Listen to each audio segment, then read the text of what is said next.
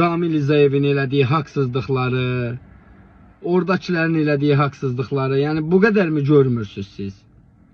Yəni cənab prezidentimiz də dəfələrlə öz çıxışlarında qeyd edir, burada yerləşdirirəm. Vətəndaşları irgəndirməyin, bağışlayın sözümə görə, ifadəmə görə. Asın, Amma da mənim də artıq səbrim tükənir və deyirəm ki, vətəndaşlar da bilsinlər, bu məmurlar da bilsinlər, məmurlar öz yerlərini bilsinlər, öz işləri ilə məşğul olsunlar. Cənab prezidentin də dediyi kimi, Anar Əliyev, nə üçün sən öz işini görə bilmirsən?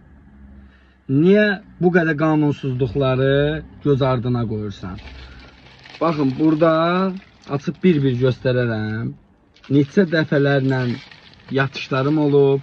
İndi hal-hazırda, indi də yatışa gedirəm.